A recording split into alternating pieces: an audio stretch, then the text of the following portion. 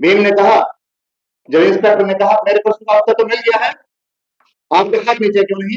तो नहीं, मेरी राय में आपके प्रश्न का उत्तर कुछ और है। मेरी राय में आपके प्रश्न का उत्तर इस क्लास में रखा हुआ घड़ा, इसे मैं देख तो सकता हूं लेकिन छू नहीं सकता। वो चौथी क्लास में पढ़ने वाले बच्चे की बात से चिंगारी लगे हुए हैं। मार्टिन लूथर किंग हुए हैं। मार्टिन लूथर किंग ने कहा था, जो आज की भ्रमणता चल रही है उसको मैं बोल रहा हूँ। मार्टिन लूथर किंग ने कहा था कि देश में सियासतें धार्मिक मसलों को शांत करें, वो देश तरक्की करता है। लेकिन जहां पर सियासतें ही धार्मिक मसलों को, उन्मादता को पैदा करें, समझो गलत लोग देश चला रहे। कौवे ने कहा कि ये भाई इतने बड़े गांव में आग लगी है, हमारी चौक में पानी लाकर डालने से क्या आग बुझेगी?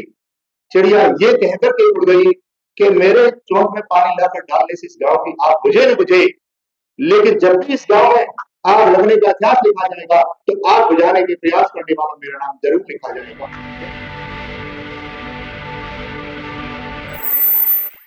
मीर कासिम के बाद में 712 एडी से लेकर के ईसी से लेकर के और धीरे धीरे मुगल, मराठे, सैयद, लोधी, पठान, न जाने कितने आक्रांत आए, आखिर मुगल आक्रांत आए।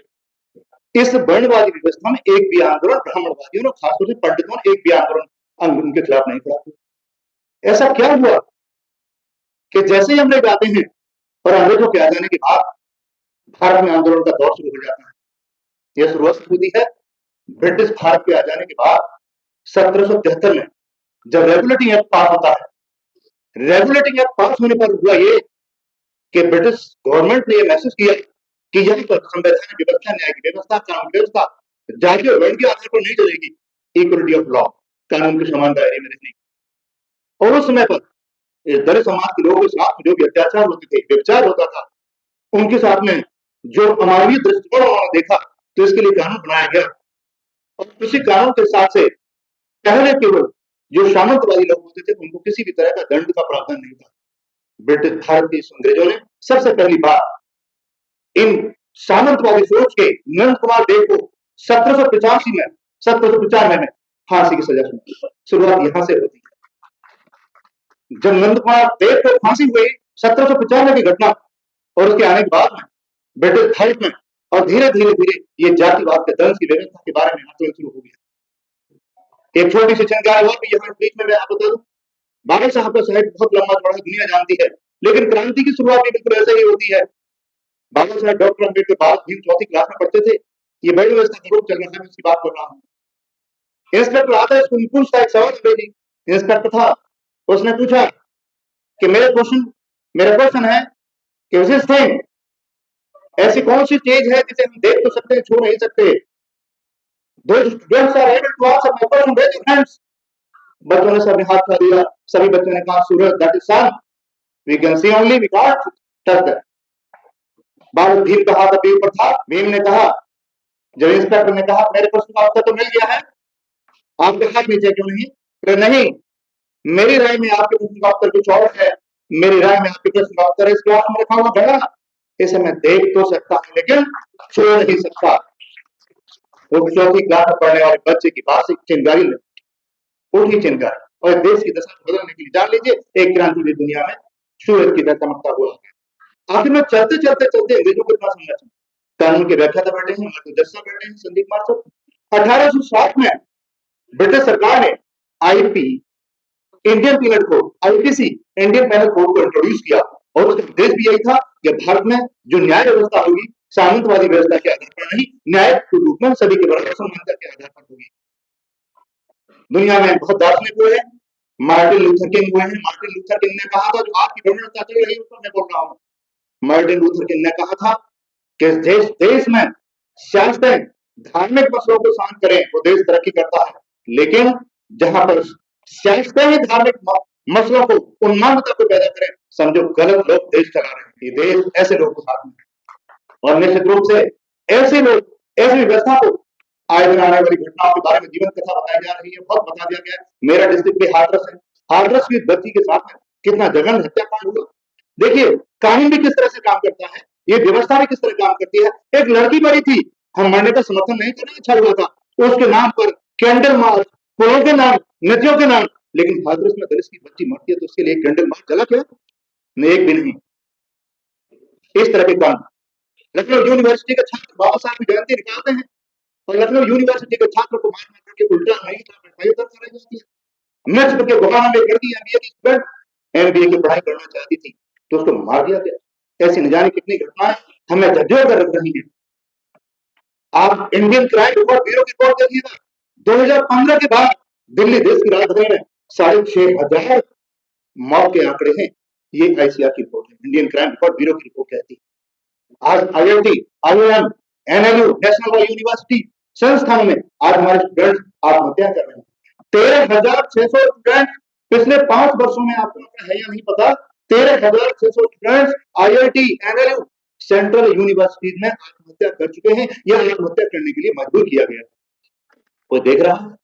आपका सर्वे है, साइकोलॉजिस्ट की टीम जानी चाहिए गांव गांव, डॉक्टर्स की टीम जानी चाहिए। मैं यहाँ देख रहा हूँ युवाओं की टीम है, युवाओं को भी मेरा आह्वान है। बाबा साहब ने भी कहा था कि यदि हमारे युवाओं को जब कभी अवसर मिले तो उनको 2 बातें सिद्ध करके दिखानी होंगी, और वो ये तो योग्यता में सिद्ध करके दिखाएं कि हम काबिलियत में किसी कम नहीं है, और दूसरा वो अपनी योग्यता का अपनी योग्यता का प्रयोग अपने समाज को सशक्त और ताकतवर बनाने के लिए दिशा में रखें। आए दिन हम कितने जाते हैं, हमारे बीच में कितने एम्प्लॉय बैठे होंगे, हम में से कभी जाते हैं क्या?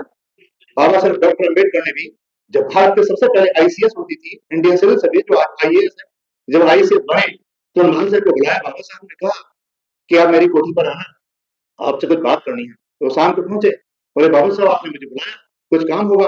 बोले नहीं, कोई काम नहीं। बोले ऐसा करना, जब कभी मौका मिले तो जिस गांव से, जिस चाल से, जिस बस्ती से, जहां से भी आए हो, वीक में, महीने में एक बार अवसर समय निकालना और उस बस्ती में, जो कि तुम्हें लाल बत्ती की गाड़ी मिली है, इस लाल बत्ती की गाड़ी को लेकर के जाना, उन बस्ती के लोगों के बीच में कुछ नहीं करना है।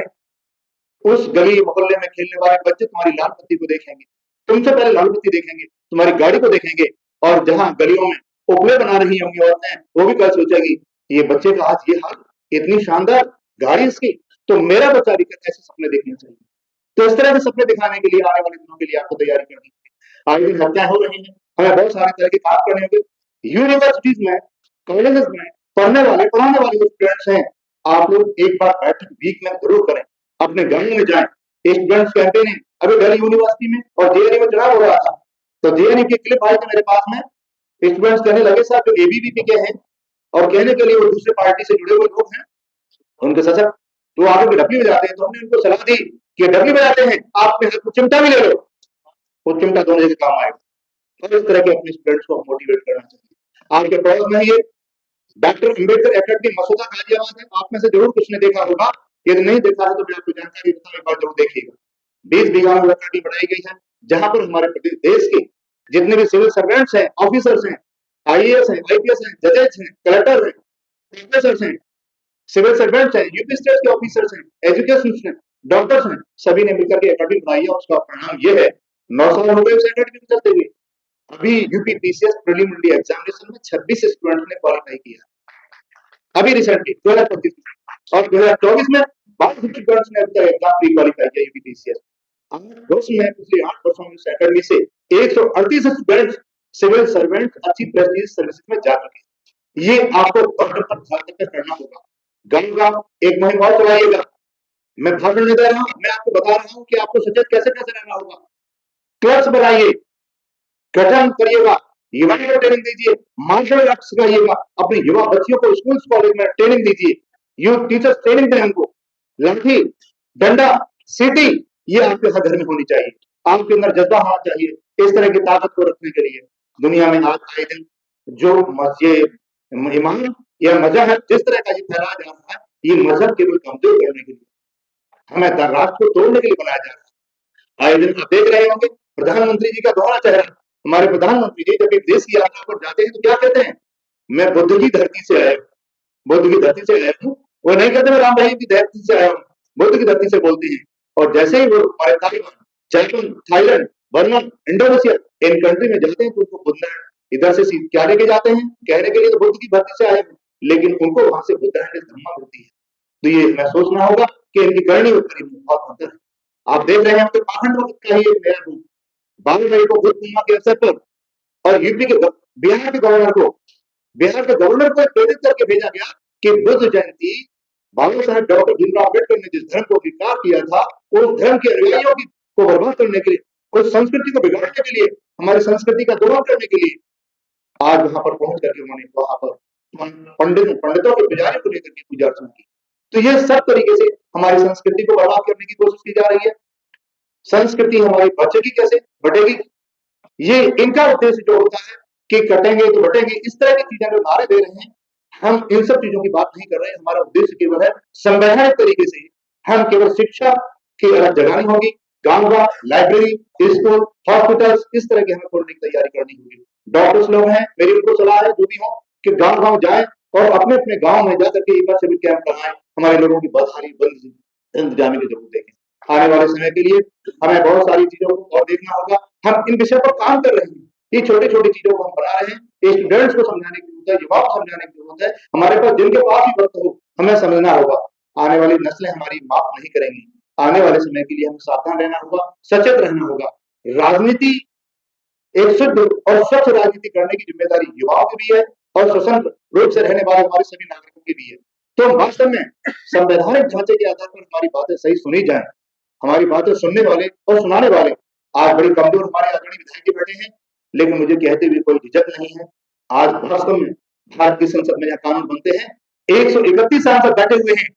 131 सांसदों में से भी आज की देखने वाली जो व्यवस्था हो रही है कि पाखंडवाद की आड़ में, धर्मांधता की आड़ में पाखंडवाद की प्रयोगशालाएं चलाई जा रही है और उनमें से आई एक भी 131 सांसद ने नहीं बोला जो बाबा साहब के रिजर्वेशन की आड़ में चुन करके आए हैं।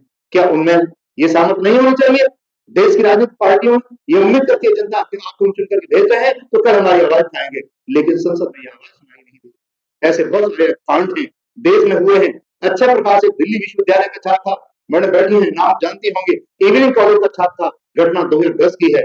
मात्र 18 किलोमीटर की दूरी पर अक्षर प्रकाश इवनिंग में कॉलेज में पढ़ने वाला लड़का केवल इसलिए मार दिया गया कि वो झुक करके चलने की आदत नहीं थी और पार्लियामेंट का सेशन चल रहा था अक्टूबर 2010 की, लेकिन उसकी चीख पार्लियामेंट में सुनाई नहीं।